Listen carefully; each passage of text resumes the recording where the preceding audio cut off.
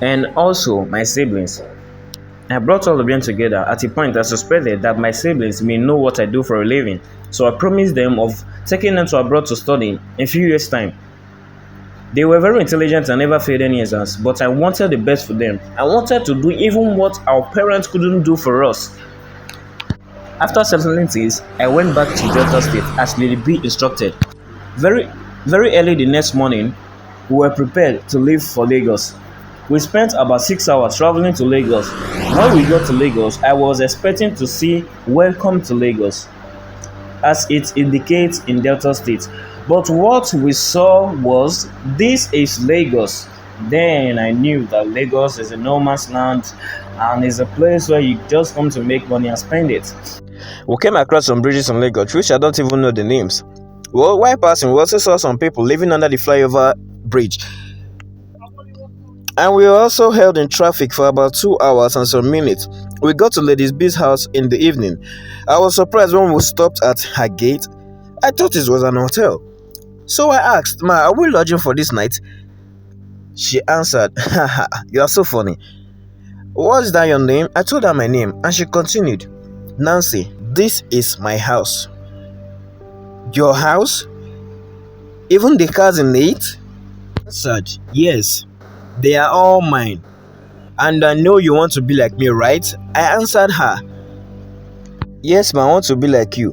Then the girls in chorus said, "Not you alone, oh, we also want to be like her." They all answered, "We want to be like you, ma." We moved in a beautiful, welcoming apartment. She made us feel comfortable that night also. The next morning, waking up, she summoned all of us and introduced the girls in her house to us. There were about 5 girls. She also told us to make friends with each other. We all became friends, so I questioned one of the girls we met there. "Please, where is this?" She answered, "This is Lekki Phase 1. I continued, "Please, lest I forgot, what's your name?" She also answered, "My name is Lizzie." "Wow, that's cool. Nice to meet you," I responded. Lizzie took me through the environment. Later that evening, Lady B called us all together again, as she says, "Okay, for those that came yesterday, you're welcome. And I believe we all know why we are here. Well, I will link up the new girls with my clients, and after which, tomorrow you will go and see them. So next tomorrow, you can start work." Waking up the next morning, Lady B fulfilled her promise to us, as she gave contact to each and every one of us and told us that these contacts are our client's contacts and no need to worry if we know the person or not, because she has already informed them of us. After an hour, I dialed the number she gave us and made proper information of myself to the person. That evening, same number called me on phone. As he speaks, "You are the..." I said, "Yes, sir." And he concluded, "Prepare for coming, I will send you the address details." I did as he instructed. A few minutes later, I got to his house. As he opened the door and welcomed me in, he was quite a nice and polite guy. A few moments later, he brought out a pale dog, which I didn't even know the breed, and he said, "Now, let's talk business. How much is your charge for a night stand with my dog?" I was confused at that point in time whether to agree or not, but because of the responsibilities on me, I agreed and said 2 million. He smiled and said, "Madam, calm down. You see, you and I know this country is very hard for everyone. You should please let your price." We later agreed for 1 million naira. After doing this for the first time, I saw it was a big catch, but wanted to stop. The next day, when I was thinking of going back to my usual, I scrolled on my phone, then I saw what was posted on Facebook and even on other social media platforms. The story was a very sad story of a 16-year-old girl who was murdered, and the worst of it all was that her private organs was ripped off her body. Even her head was nowhere to be found. And from the report given, she was a prostitute who was invited to a hotel room and then got killed, and her dead body thrown into the wardrobe and This happened in Lagos State. For these reasons, I got scared of Lagos boys and wanted to be with the animal instead.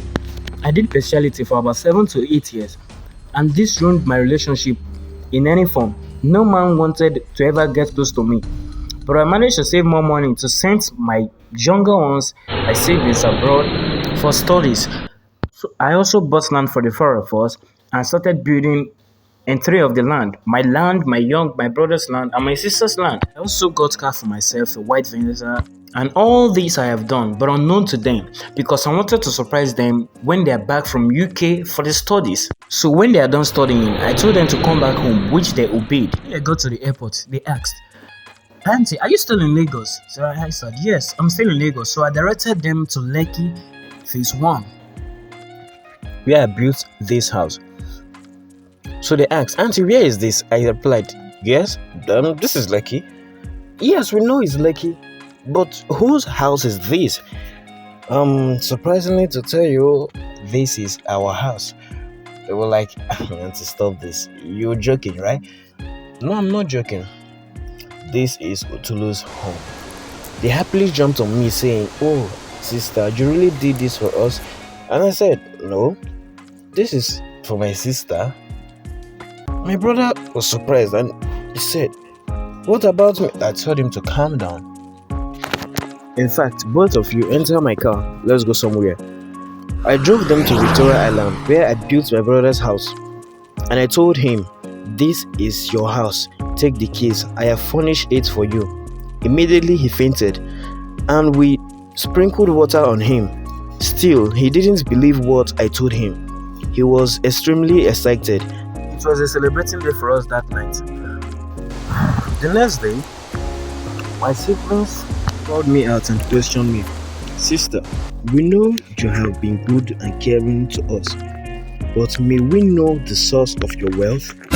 At this moment, this question was like the most heaviest weight I have ever carried, and it made my brain go blank. As my body instantly sweated profusely and my eye popped out like that of an owl, I was confused of what to say.